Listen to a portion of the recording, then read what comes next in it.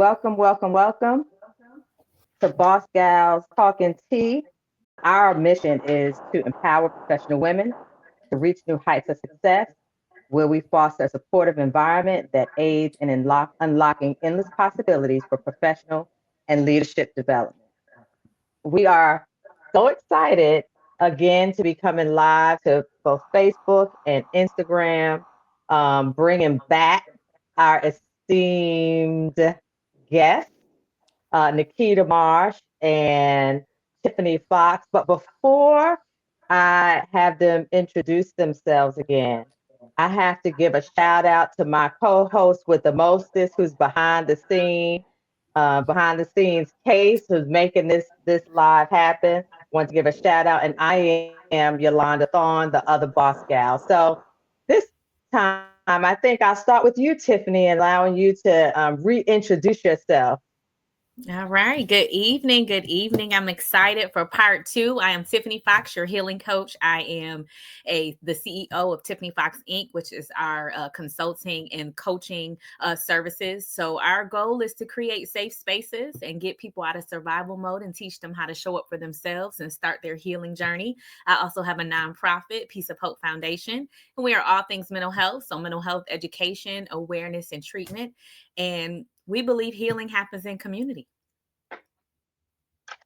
All right, and Miss Nikita Marsh.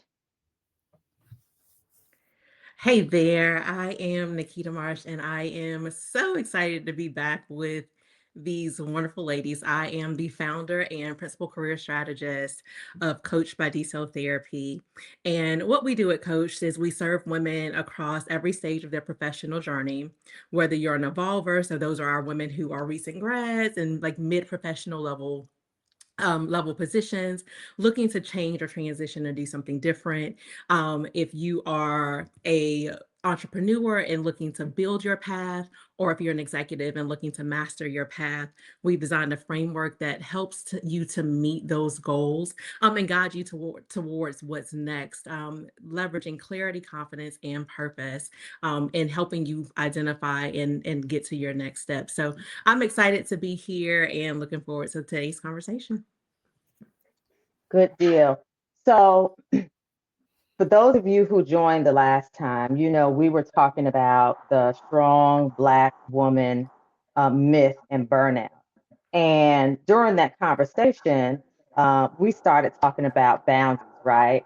And because that conversation was so good, we decided to do a part two. And so we are here with you today. But let me pause. If you are joining on Facebook through my personal page, Yolanda Living My Dreams Thorne, head on over to Boss Gals Talking Tea. If you make comments on the live stream over there, then we can see those comments. Some of those comments will be posted. So head on over to Boss Gals Talking Tea and join the live over there. All right, so let's get this party started. So all right. First of all, let's start with defining what boundaries is. So when we say boundaries, like what do we actually mean and what do we not mean? And either one of you can take it. I think for me, boundaries are the limits and the rules that you set to protect your well being, to protect your peace, to protect yourself. And so I think we kind of lend to it's always a no, but it's not always a no, but just understanding how yes is expensive and understanding where the boundaries help you start and stop in relationships. They help provide clarity, communication, and it teaches people how to respect you. And it also lends to you respecting yourself. No, I think limits is a really good word. Just because oftentimes when you hear boundaries, when you think about boundaries, um, we think about them from our perspective of where our boundaries are. But we also don't necessarily think about them as far as how far we're going to go. Like we think about how we want to hold people accountable to not cross my boundary line, but we don't really look at it about how we cross over those lines too. So I think limit is a really good word because It's you setting how far you're willing to go before it becomes a no for you, and how far you're willing to let others come before, they're crossing that line for you as well. So I think we need to look at the duality in it. And you said something, right? You talked about a line, right? Which, you know, the name of this session, this episode is Boundaries, Not Barriers, right? So let's kind of talk about that, right? How is a boundary different from a barrier? In other words, how can, a boundary still let healthy things in? So So, oh, go ahead. I think this is my analogy, right? Y'all tell me if you track with it or not. But I think it's almost like the difference between having a fence and having a wall. Right. So if you think about fences, you think about your normal neighborhood, people, if need happens, if something urgent is you can sometimes cross those lines. If there's a fence, you can jump over the fence. I mean, several of us have jumped fences before in our lifetimes, right? You know that there is some wiggle room, but the intention is that you stay on that side unless I open the gate and I allow you in and I give you permission for that. When we talk about walls, walls are definitive. They're closed off. They're topped off, right? Nothing's supposed to come over it. And a lot of the times when we put up those walls, we build walls and we don't build doors. We don't put entrances, right? We put this wall up because we want to keep everything out. And that's the delineation. We want to keep everything out when we're putting up these walls because now we're in this protection mode. We feel like we have to protect ourselves from something. We want to keep everything out, right? We don't want to let anybody in. And that's different. That's significantly different from a boundary where you're saying, hey, I'm putting this in place to protect me, but I still want to have some visibility. I still want to see who's on the other side of that line. I still want to see and be able to consider and make decisions around if this is something that I need to move, if I want to allow flexibility in it. And I love that. And I agree wholeheartedly. Another way I think about it is boundaries are bridges. And so it allows you to open the bridge for communication, open the bridge for clarity. It teaches people how to be in relationship with you, and it teaches you how to be in relationship with people. So I love the wall analogy and the fence. I'm gonna go back over the bridge when I feel some kind of way, and I get to say who comes across my bridge and how long they stay there, and or if I can meet you halfway on the bridge. So again, if you look at it from a different if you look at it from a different No, I lens, like that. I like that. Meet halfway on the bridge, but you Right. We still can stay meet on in the your middle. side though. stay on your side, just But we halfway. can meet in the middle. Right. So yeah, where are we meeting on the bridge? But boundaries allow us to experience relationship. Right, it allows that communication, back to teaching people how to love you and teaching how to people how to be in relationship with you. So if we're closed off and our boundaries are rigid, or like Nikita said, if we have that wall, we're not letting any good in. We're just closed off and isolated at that point. Mhm. And let me pause. So listen, y'all, this, live is very new for me, right? So I'm trying to make sure that I'm being the hostess with the mostest, but I also want to make sure that I'm acknowledging the folks that have joined us. Show your love by, adding a comment. If they say something, if I say something, they say something that resonates with you, give us a thumbs up, give us a heart, give us something, right? And you can also, maybe ask some questions and we'll see if we can get to them. If you're on Facebook Live and you're on my personal page, Yolanda Living My Dreams Thorne, head on over to Boss Gals Talking Tea. And when you make your comments, some of them will show up on the screen for us. And so I want to get that out of the way. I'll probably say this again one more time during the episode. All right, so Boss Gals, right? The whole vision for Boss Gals is to empower professional women. So we can't have a conversation about boundaries without covering both, right? Boundaries in our professional lives or at work, right? As well as boundaries in our personal lives. Because the reality is that if we don't have good boundaries really in one or the other, they're going to affect one or the other or both, right? Absolutely. Yes. Right. So I was in was it last week, Last week. Nikita? Is it the Hmm. last? Yeah, it was last week. We were at an event and someone on a panel was talking about his career. And he said, always say yes. And I was like, no. I think we both looked at each other like, oh, flag. Oh, right. Now, here's the interesting thing. There was a time in my career, right, when I was a little bit younger, a little bit earlier in my career, where that statement, I would have been like, yes, because I'm trying to prove myself and those kind of things. And that's what I would have thought that I needed to think, right? Because you're afraid that if you say no to something, that opportunity, or an opportunity will come around again. But let's talk about this. You know, how do you handle the fear that if you say no, that opportunity or an opportunity won't come back?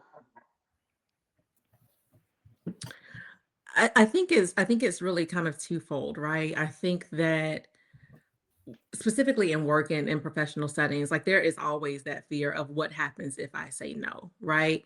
And so I think that we have to be intentional about how we're assessing why we're saying no. Like what are the what's contributing to the no that we feel like we need to give, right? Most of us are trying to either climb some type of corporate ladder, trying to position yourself well for promotion, and just expand your overall growth, right? So it is, I think that's where that always say yes comes from, Mhm. under the auspice that, hey, like it's to your best interest because it's going to give you additional opportunity, but not if you're already overwhelmed, right? Because sometimes yes turns into failure because you didn't have the capacity to take it on to begin with. And now you've dropped a ball that you could have passed off, right? That you didn't necessarily have to own.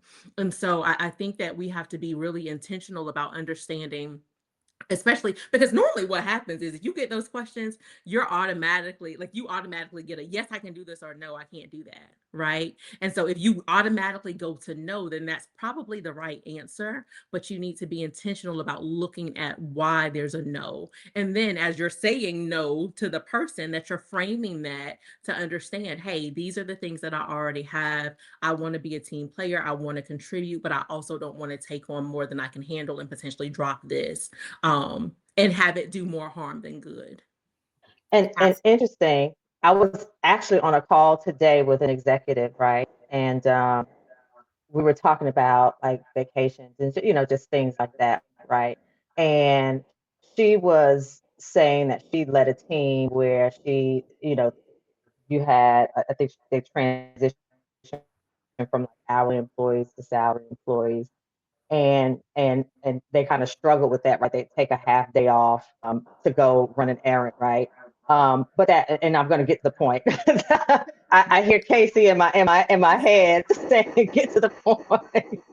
Um, but what she was talking about, what good looks like. And part of what she said was good looks like if you are over capacity, you being able to say to your manager, right, that I need some help, I need some support. This is a bit too much. And honestly, I don't think I've ever heard, besides my manager, right, who checks on me to make sure that I'm good. But most executives that I've run into, I've never heard them say that, right? But she helped her people kind of begin setting some boundaries, right, and being comfortable. Tiffany,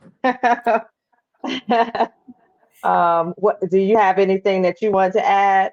Absolutely. I agree with Nikita. I think that we have to be okay with pausing. And so, as a recovering perfectionist, I'm quick. Yes, yes, I can do it. I got you. I got you. Yep, I got you. Right. And then I'm like, ooh, what did I sign up for? Right. And so I think we have to be okay with pausing, taking inventory to see if this is something we can do. ask questions. And so in that pause, what does this look like? What am I going to have to give up? Go back to executive management and say, hey, I can do this with the support of this. Can I get this? So it's not a quick yes, it's not a quick no, but take inventory to see what it's going to take for this to be successful, and ask questions. What is the commitment? How long? What are you looking for? Am I able to get help on these projects here so I can focus on this? If no help and support is available and you don't have capacity, then it's a no. But we have to stop being quick to say yes. One thing I have to, and I'm teaching my ladies, is it's about alignment. And so it's not about productivity and how much things you can do, because we know in corporate that your reward is more work usually, right? And so is this aligned with what I'm doing, what I'm supposed to be doing, what I said I was going to be doing this season?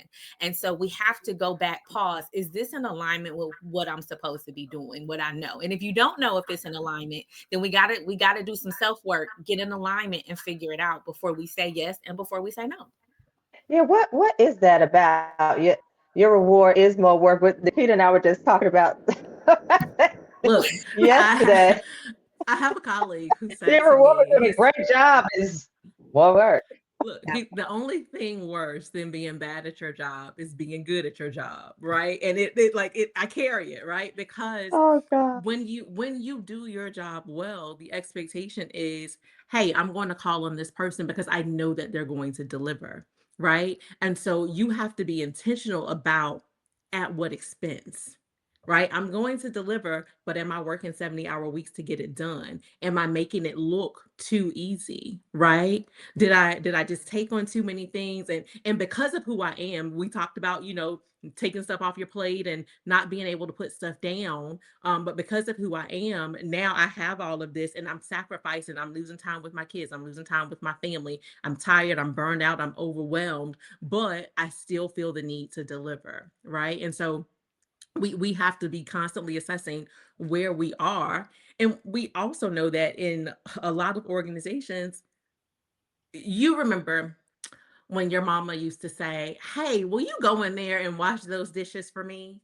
It was a question, but no was not the Oh, answer, no is right? not the answer. No, Absolutely no is not. not the answer. So sometimes when you're voluntold or you feel like you're being voluntold to do things and you can't say no, we have to circle back and we have to ask for help in prioritizing and really kind of painting the picture for this person of, hey, these are the things that I have. Help me prioritize how you want to have them completed, because otherwise I can't do them all at the same time. Absolutely. And then let's talk to the entrepreneur woman. So where executive, is not over you to yes or no, but when you start to charge the contract, when you start to take the clients, when you start to create the sales funnel, you have to factor in support. So what does that look like? My prices, my time I have to have a support person to do so. And I think a lot of women and entrepreneurs, oh, we got it, we could do it, we could. Right. But is this enough to hire an assistant? Is it enough to hire just a contractor for a couple weeks to get this project done? So if we can negotiate what support looks like to get this done, then we may have a yes.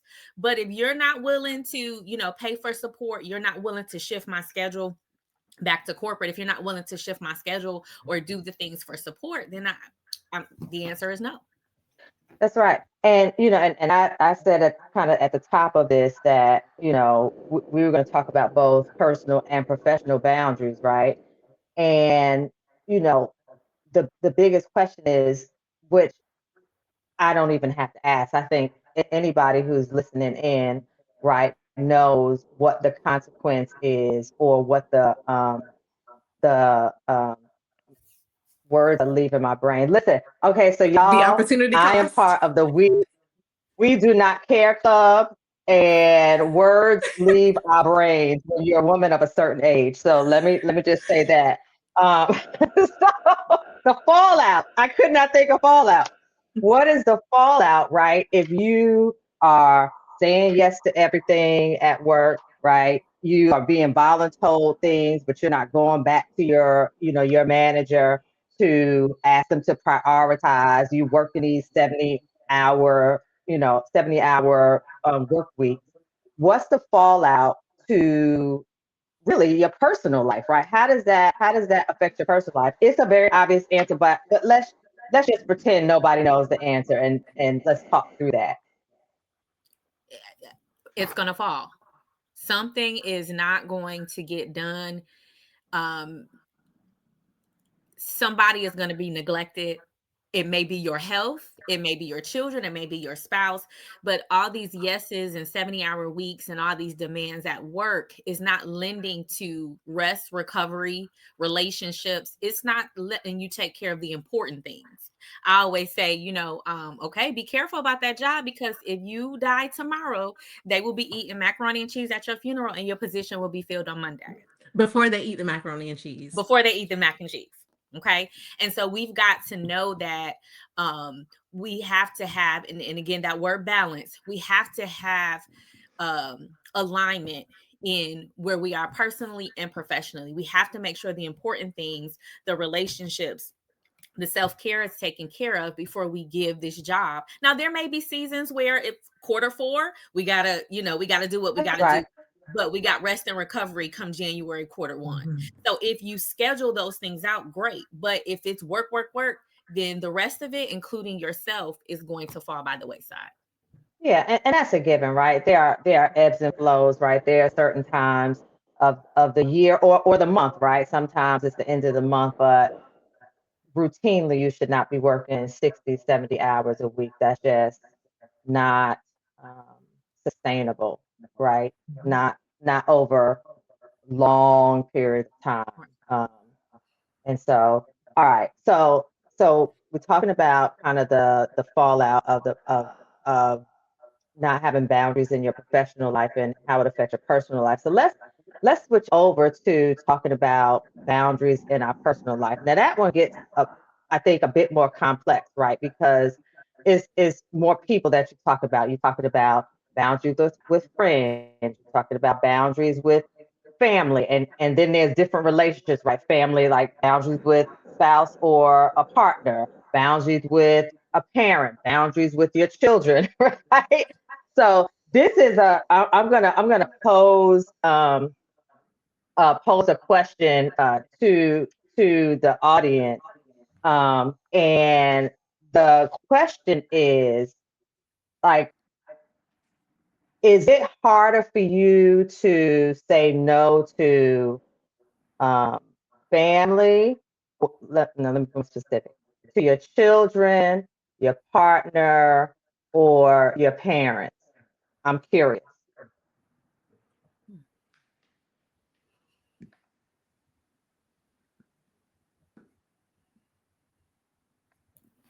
So I'm going to ask you, Nikita and Tiffany, in which relationships, right, do you think it's hardest for people, I'll say people, to say no to? Kids, parents, partners, or friends, and why? I think it depends. I think it can be all of the above, right? It depends on the relationship. It depends on the person and where they are in their life at that point. If you are a, single person who's not in a committed relationship, but you spend all of your time hanging out with your friends, then it may be that group. If you are a single parent, then it may be your children. If you are, married and have a partner, it may be your partner. I think it depends on the dynamic of the relationship. But I think in all of those cases, right, there are a couple of things that are the same. We generally want to be people pleasers, right? We have been taught that acceptance comes with yes, right? So as long as I give my yes, I'm not making anybody mad. I'm not disappointing anybody. I'm not hurting anybody's feelings.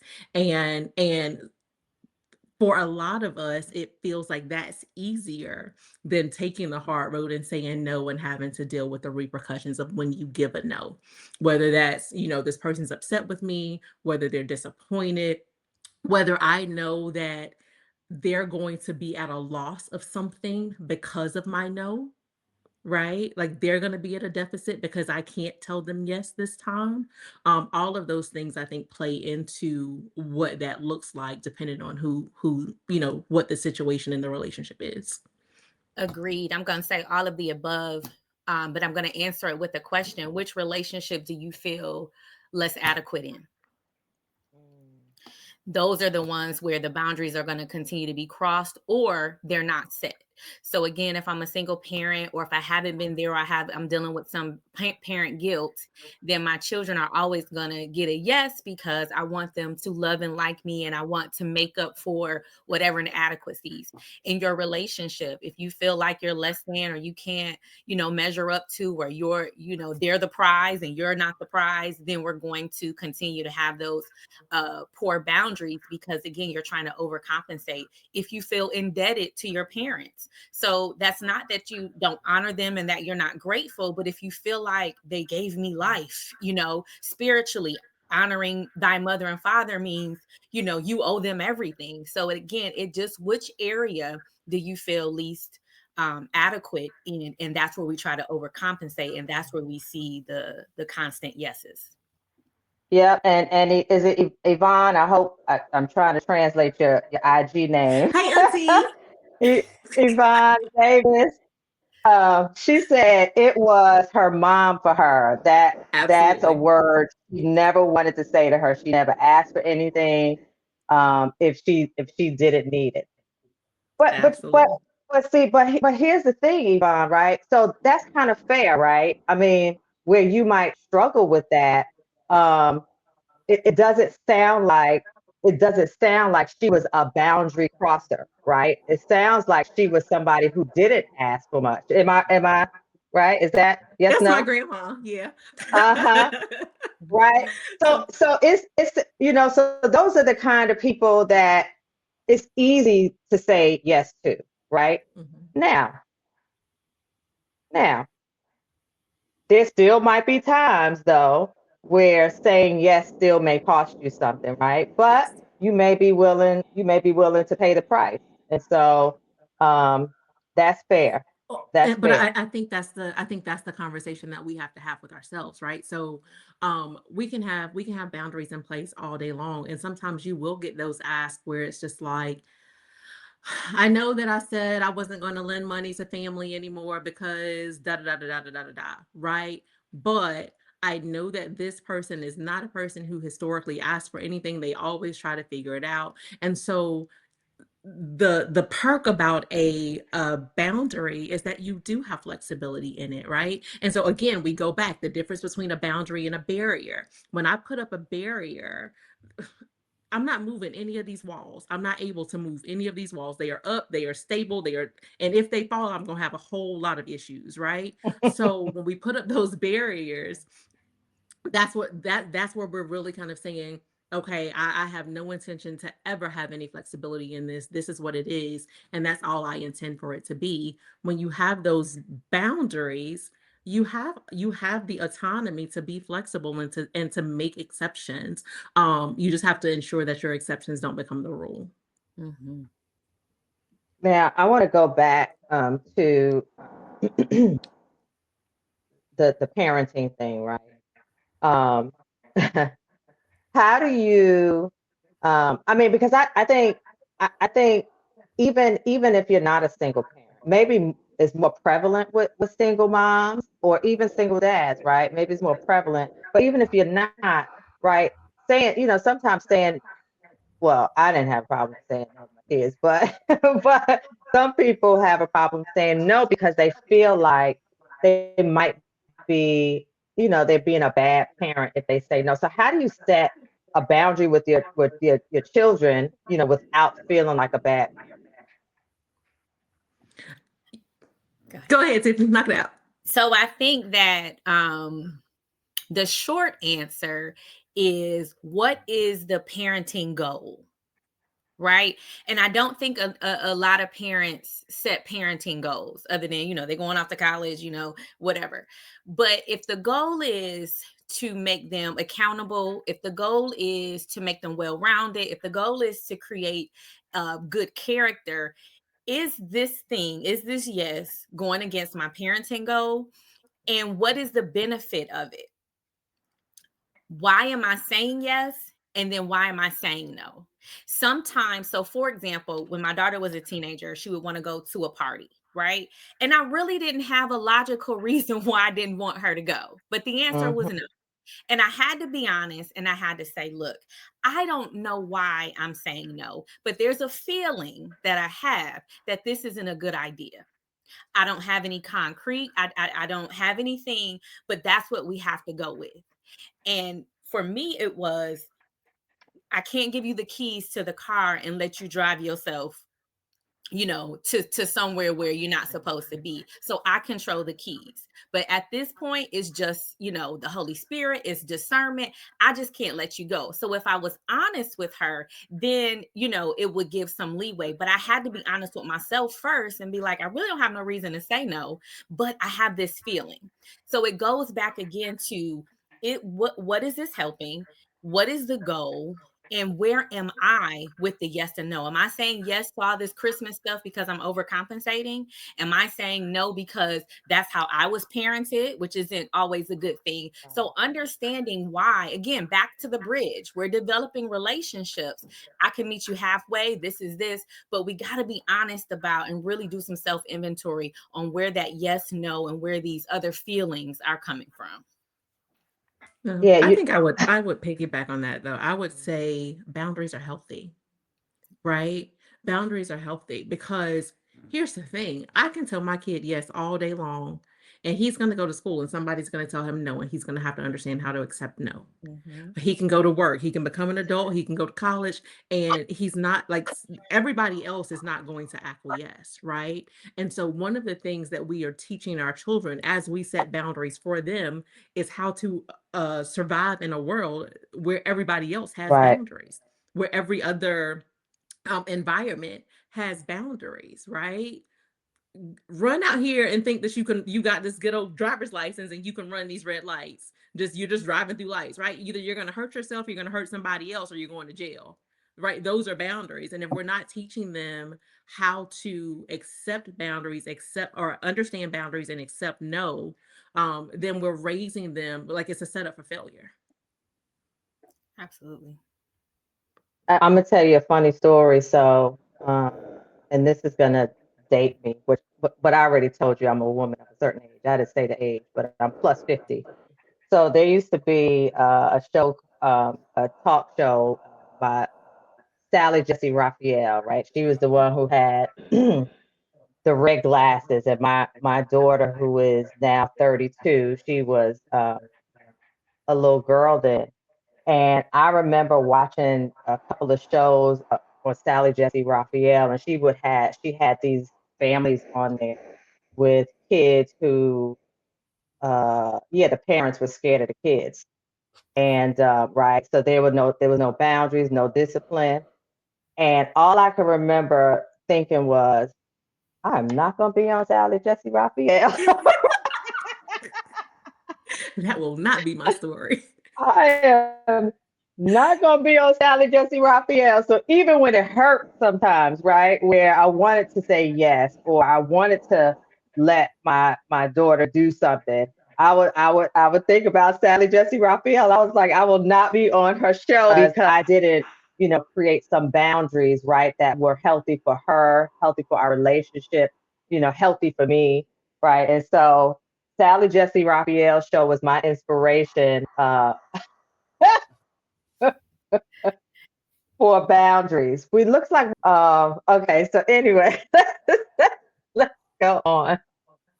All right. So the three of us have chatted about this, right?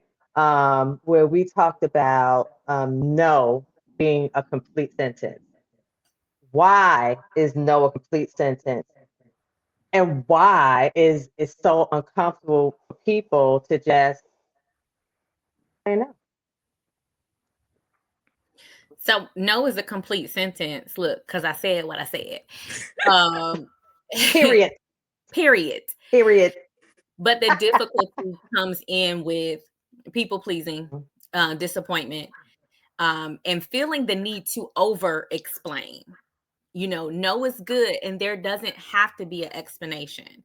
But I think because that guilt sets in, we like, oh, I need to explain, I Yeah. need to, all of that, which, is really not necessary. Now, I'm gonna be completely honest, that feeling of guilt may never go away, but you have to get comfortable with putting yourself first and understanding that this is, as Nikita said, healthy, because you don't want to burn out.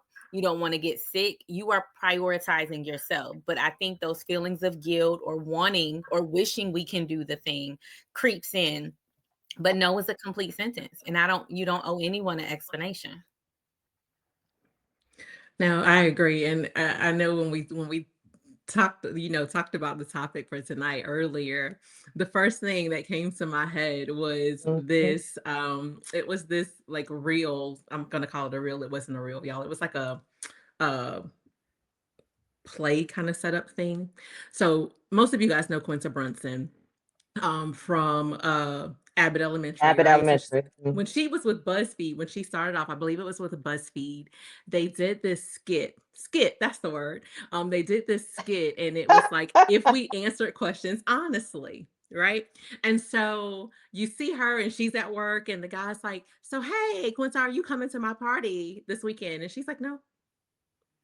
And so it's a group of them, and they just keep talking back and forth, and they're just like, well, do you have something going on? And she's like, no. Well, are you going to be taking care of your mom? Are you going to visit your mom? No.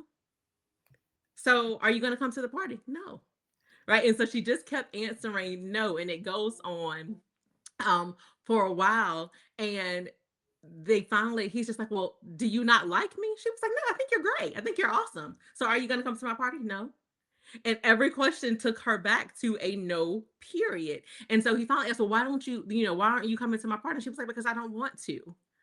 Right. And it was just something she didn't want to do. It wasn't how she wanted to sacrifice her time. Weekends are short. We already know, by the time you get halfway through Saturday, you're thinking about work on Monday and you're prepping for the week. You don't have a lot of time, or we don't get traditionally a lot of time to take care of ourselves, to recover, to find that time to do the things that we truly want to do for ourselves. And sometimes, in order for us to be able to have that time, that means it's a no for the other things. And we have to look, we have to assess, we have to prioritize where those no's, where those need to be no's, because hey, I just, it's not something that I want to do. I don't want to, come and sit in this room and be on with you all in my 2-day window that I have a free time for me. Look, it's so funny, right? Because after we had this conversation, right? You gave that example. So for those of you in Charlotte, North Carolina, there's this it's a club called Infinity Live that I have been wanting to go to for over a year, and I finally went after work. I don't go on the evening like it, on the weekends. And so I was like, oh my God, this was such a great time, right? And so I'm like, I want all my girlfriends to come, right? And so, I sent out some invitations to, several of my sister friends. And one person declined, right? She just declined the invite. No explanation, Nope. no nothing, right? And so, right, my instinct was to do like, Quinta Brunson's friends, right? And be like, hey, what's up? And then I was like, she said no, and that was it, right? She doesn't have to explain. She's just not going. It's maybe none of my business why she don't want to go, or maybe she just don't want to go. And so I immediately thought about our conversation and didn't delve into it with her, right? Because I accepted her no for what it was and didn't get offended, right? And didn't get upset, all those kinds of things. So I was put to the test after Good after job. our conversation. Yes, thank you, thank you, thank you, thank you. Yeah. Look, and the funny part is, I think that sometimes we have to recognize that that person, like, it's not personal, right? It's not an That's attack. And I right. think when we start not taking those no's personally, or taking it as, oh, well, they don't like me, did I do something? Like, we start to take ownership of, well, why are they telling me no? Because it would make sense for them to say yes, and and they should want to hang out with me, and this should be something Exactly, they're right? supposed to do, right? Like, who doesn't want to hang out with me, right? We take those things personally when, like you said, really, it didn't have it may not have anything to do with you. It may be about where that person is, what they have going on, what they need, and the energy for them to, they may not even have the energy to give you the explanation. Because when I start to give the explanation, I'm still rationalizing to you. You're going to start to ask questions. Then I have to rationalize to myself why I'm telling you no. And then I have to stick to it. And it's just harder and heavier. For that person. So I think we have to get into a place where we honor and we honor, respect, and accept no as it is. Mhm, mhm. And I think even when setting And, boundaries, and wait a minute, it's wait a minute, wait a minute. I got a question too. I got a question for. I want before you answer that. This is for those who are chiming in. I want you to answer this question. What's harder for you, saying no or saying yes, than changing your mind? And we'll talk about that in a little bit too. But go ahead, Tiffany. no, I like that question. We're going because I am guilty of saying yes. And because I'm not a quitter and because I don't go back on my word, I will punish myself and see the thing through. So I will never, right? I used to, right? Would never change my mind because I should have never said yes. And because you said yes, now you got to see it through. And so no became actually easier for me because I'm like, I'm not a quitter. So if I say yes, I mean yes. And that's my, commitment. So I'm glad you asked that question because we don't talk about that either. When we know this is not what we're supposed to do. We know getting in it, this ain't for me, but we stay perfectionists, people pleasing, and we felt like I'm not a quitter and I'm going to see this thing through. You should have never said yes. And So, I actually remember back when I started, because I think I shared with you all, I did kind of this boundary work um, years ago, probably 20 years ago, right? Is when I discovered that both boundaries, when to say yes, when to say no, and then I forget the other part of it by Henry Cloud and John Townsend. But their boundaries book, and I remember, right, having to practice the saying saying no, and I didn't get it right the whole time, right? So there was some times that I said yes, and I then remember feeling like the anxiety and the pressure, right? Because I knew that I should not have said yes. And there were a couple of times that then I had to turn around and say, you know what, actually, I can't do ABC or XYZ. And the amount of relief that I felt when I changed it around and gave that no, right? But what it did for me though was, helped me say no, right? Instead of giving that yes where I shouldn't to, or being thoughtful, or holding off before I answer the question so that I felt comfortable. And it took a lot of work, right, for me to begin feeling comfortable with saying no. And even though I started that work 20 years ago, right, you still have to kind of stay on top of it, right? Because life changes, situation changes, relationships change, right? And you can still find yourself sometimes struggling um, to say no and set that boundary. Yeah, I think it's real easy to slip back into, because here's the thing, it's comfortable, right? It's easy. Generally, even when it's things we don't want to do, the immediate response is easy, just to give in to whatever the ask is, or to make the sacrifice on your side to try to accommodate it, right? And a lot of us, once we say yes, we're holistically bought in. There is no, I changed, I can't tell you no just because I changed my mind. Now, right. that's not the right thing to do, but it is if Because if you changed your mind, there is a reason why the answer should have been no, or why the answer, maybe it wasn't no in the moment, but it's no now, right? And we need to give some validity to whatever that change of thought is, whatever you realize that you didn't think about when you first said yes. We need to be able to give yourself some grace, and allow from the person receiving the no, give that grace back, right? Because for every single one of us, at one point or another, we've said yes when we should have said no. Mm-hmm. And we know what that feels like.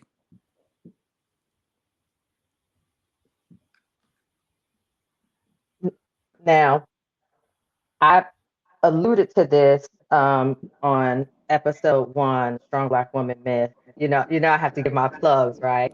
On the first part of this Strong Black Woman Myth and Burnout. But I alluded to this on that episode. Now, here's the thing, right? If you are a person that currently you're not good with setting boundaries, right? And because of some things maybe you heard tonight that you want to, kind of get on that journey, right, of beginning to set boundaries, you should know that there's probably going to be some backlash, right? So let's talk about that a little bit. Like, what should people expect, right? When the people who benefited from our lack of boundaries meet the new us that has a fence with a gate, right? That we call a boundary now. If we're honest, and that's what I was going to say before we ask the question, we have to communicate. So you just can't wake up tomorrow brand new. Okay.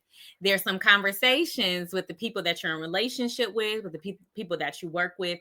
There's some conversations that need to take place so that, they're not offended. You're not acting funny. You don't think you all that. Now, are they going to get it on the first, second, third time? They're not, because they're used to you giving in. And this has been the nature of your relationship.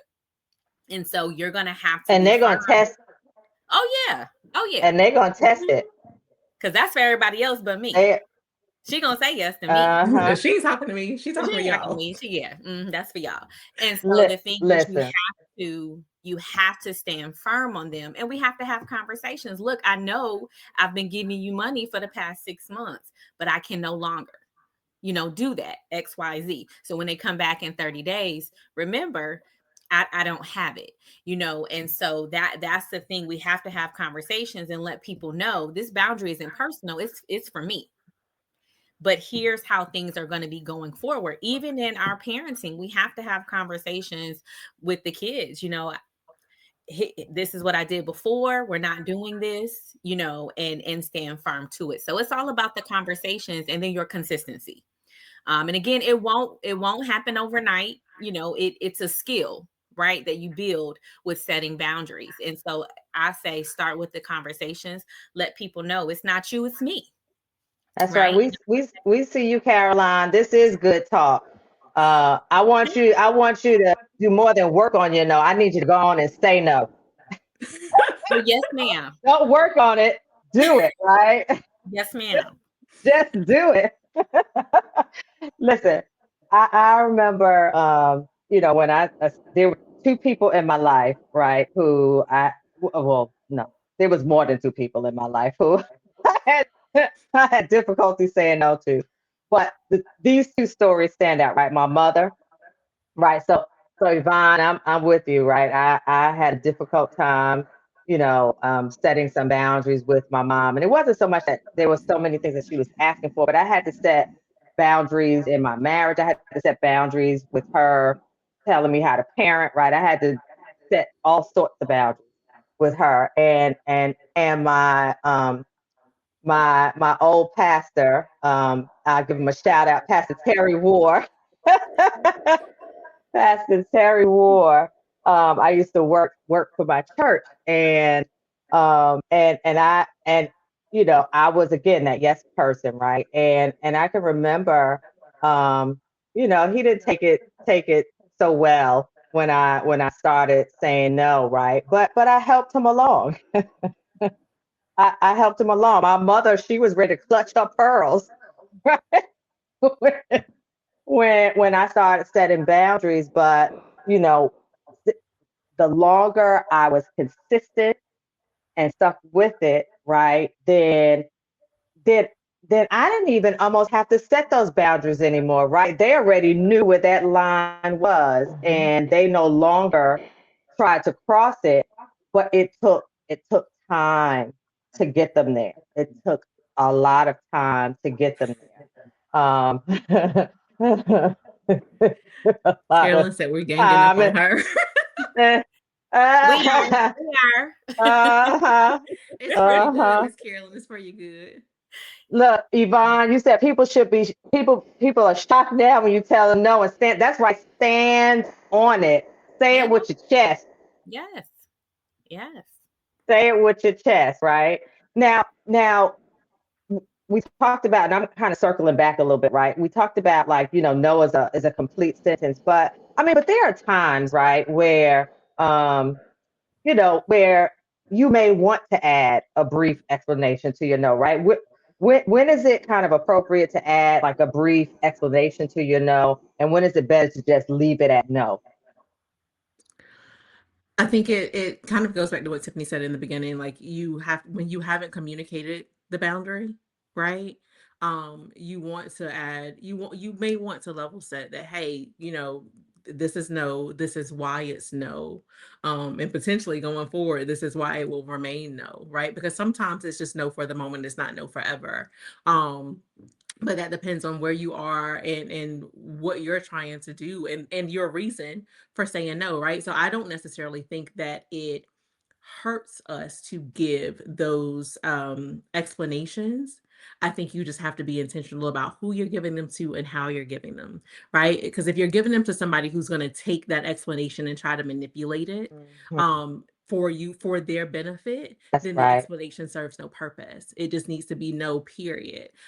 If you have people who are going to understand and who it's going to help them understand where your boundaries are, then the explanation is beneficial. But you kind of have to look at what the relationship is, what you know about the character of that person, and how they're going to receive that from you.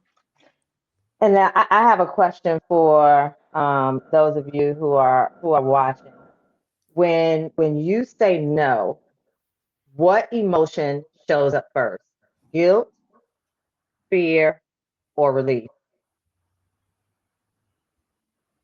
When you say no, what emotion shows up first? Guilt, fear, or relief?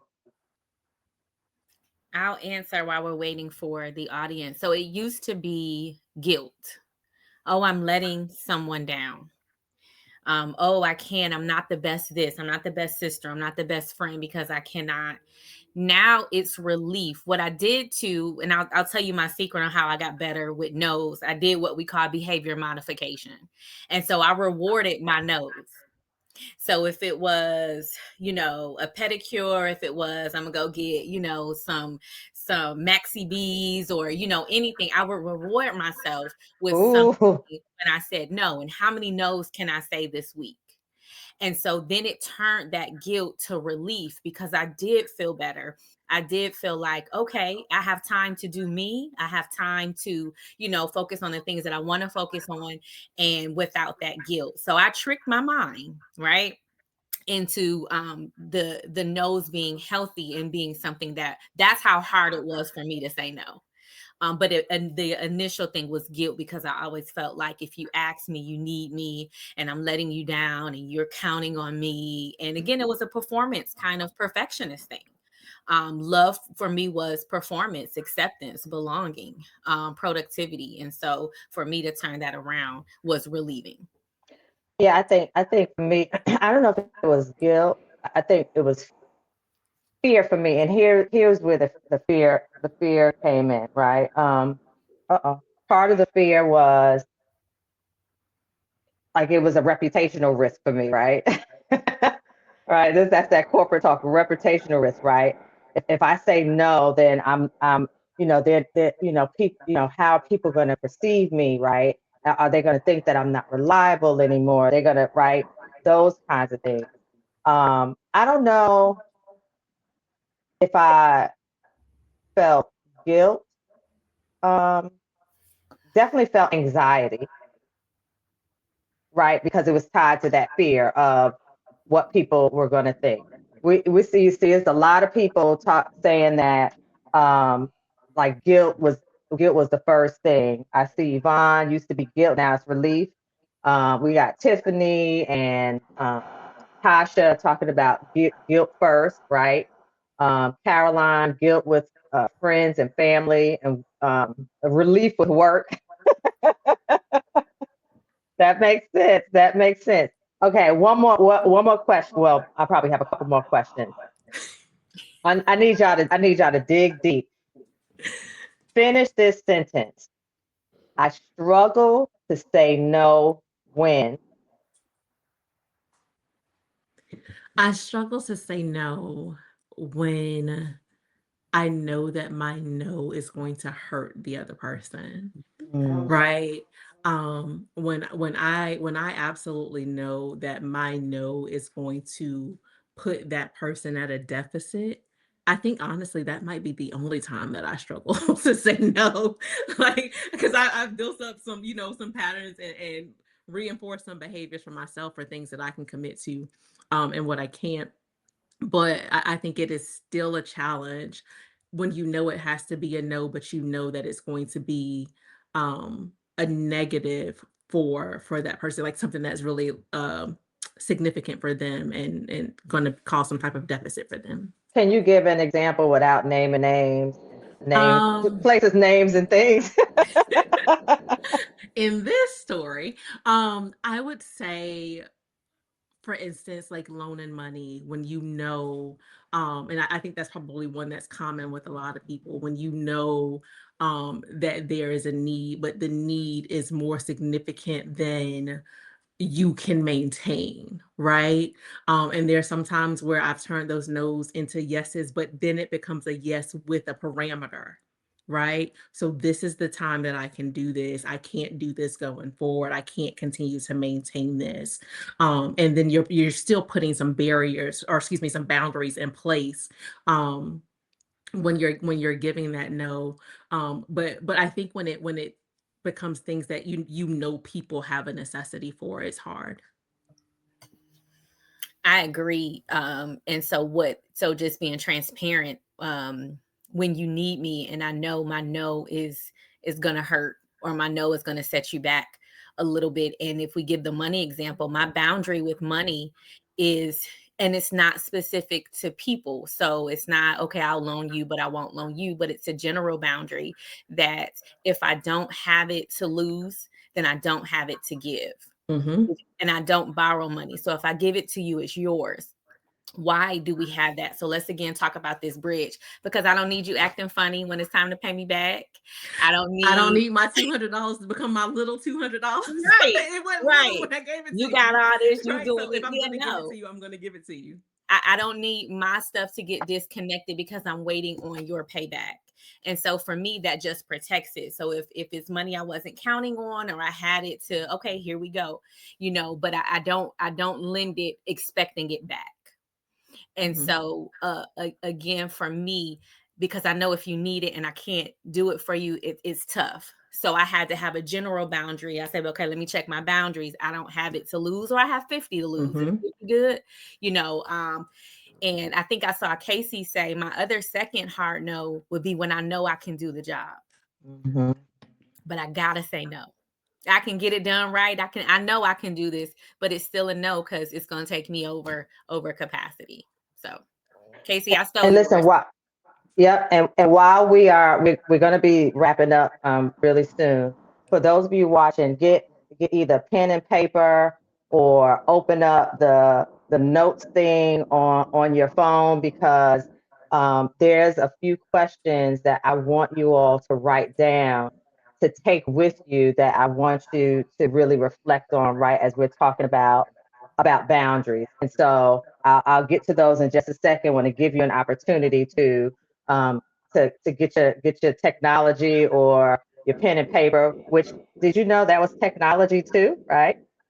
At Mm-hmm. one point, right? Get your pen and paper or pencil and paper ready. Um, as we begin kind of closing out this conversation, I know, Tiffany, one of the things that you really wanted to talk about was, boundaries around the holidays. So talk to us about that. Around the holidays, we that's more our time to see family, get around family we may have not seen all year, kind of big family gatherings, especially, culturally what we do. But if and I'm going to touch on a sensitive subject, you can say no if there is a trigger at the Thanksgiving table or at the Thanksgiving gathering, at the Christmas gathering, at the Kwanzaa gathering, whatever you're celebrating. So, in our culture, if you look like me, what happens in my house stays in my house is kind of a thing, but it can't stay a secret if it's hurting me. So if there have people that violated you, molested you, abused you in some type of way, we don't have to sit across the table and break bread. Okay. We don't have to be in the presence. Now, here's the thing. You want to see family? Okay. What time are they coming? When they leave, give me a call. I'll stop by. So that doesn't mean you can't participate, but you have to give yourself permission to enjoy your holiday and not have to feel less than, not have to be triggered, not have to be on pins and needles.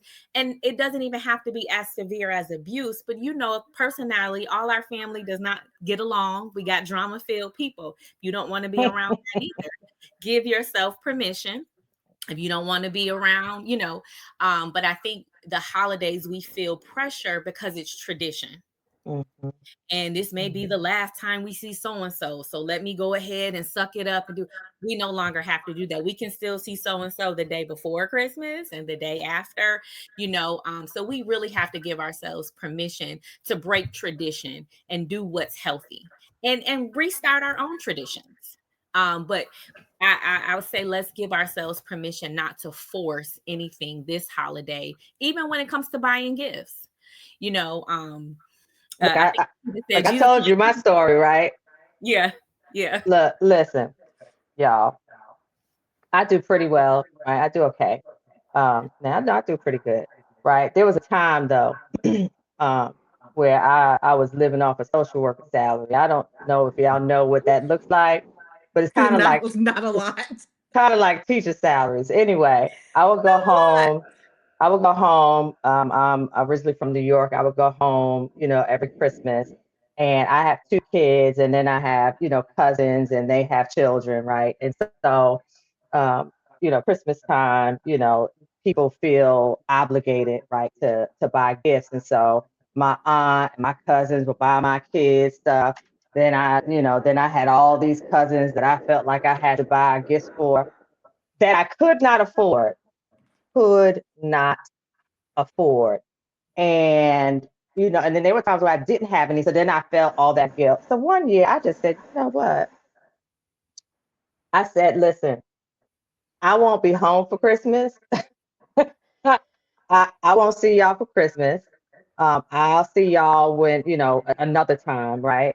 And I said, and don't buy my kids any gifts. We're good. I don't have it to like, don't buy my kids no gifts, right? And I had to set that boundary for myself because I really just couldn't afford to do it. Now I can afford to do it now, but I'm not doing it. So that's just not that's kind of not how I do. But I had to set that boundary, and I knew that if I came for Christmas, then I was going to experience that whole thing again, right? They was gonna have to gifts to my kids. I was gonna feel bad, and I was like, oh, that's team too much. I'm like, I just don't want to do that, and so I stopped doing that. And lo and behold, after a couple of years, they kind of they started stopping that tradition, right? So I kind of started a tradition of not having that tradition of buying all these people the gifts. All right, so we got to wrap up. I don't need my co-host. So for those of you who joined after we started, got to do a couple things. One, I got to give a shout out again to my co-host with the mostest. You don't see her face, but she is the one behind the scenes. That's Casey Peoples publicist William, who's commenting. She's making this whole thing happen, and is with me on most episodes. And then we have Nikita Marsh again, the founder of Coach by Detail Therapy, and I'll let you give a little blurb again, Nikita. And Tiffany Fox, your healing coach of Tiffany Fox Inc. Yes. Right? And Piece of Hope Foundation. So, like a 30-second blurb, Nikita, on 30 Coach by seconds. Detail. 30 seconds. Go. I did 15. At Coach by Detail Therapy, we help you in transition. So if you're a woman who's looking to change jobs, if you're looking to change industries, if you're a business owner, small business owner, and you're just getting started and you want help with your development plans, or if you're an executive trying to figure out your next steps, we're here to help you figure that out. And Tiffany? All right. I am Tiffany Fox again, your healing coach, CEO of Tiffany Fox Inc., which is our coaching and consulting firm. Our goal is to get people out of survival mode, teach them how to show up for themselves, and start their healing journey. Boundaries is a workshop that we have. We also have journals. And so healing, part of healing and wholeness and living and thriving is setting those boundaries. Piece of Hope Foundation is our nonprofit, and we focus on mental health education, awareness, and treatment. Yep, and I'm Yolanda Thorne, half of Boss Gals Talking Tea and mentor extraordinaire. Uh, all right, pen and papers, pen And and paper. paper, singular, singular, or your notepad. All right, Casey, are you ready to flash these questions on the screen? So these are the things that I want you all to take away and reflect. Who in your life is most likely to be offended when you set a boundary, and why? Again, reflect on that and think about it, right? That's gonna be that person or persons who you need to make sure that you are communicating with and be prepared, right, for what the fallout will be of you setting that boundary. Where did you learn that love equals over giving? Where did you learn that love equals overgiving? Third question. What would protecting your peace by setting your boundary actually free you up to do? And for those of you who have children and you struggle with boundaries, this one is for you. What's one boundary you want your kids to see you model? If you don't have children, you have, play children, or you're an auntie or a godmother or a mentor, right? What's one boundary you would want them to see you model? And so with that, we are going to wrap. This hour went by so fast, like so fast. But we are going to wrap up this episode of Boss Gals Talking Tea, Boundaries, Not Barriers. And for those of you who were commenting and stayed, thank you so much for chiming in. We look forward to having you join us on actually our next episode of Boss Gals Talking Tea. It is called Influence, Weapon or Leadership Tool. Jazz hands, jazz hands. Spirit fingers. November 18th. Influence, weapon, or leadership tool. So tune in again. We'll set up the live event. Thank you again for joining.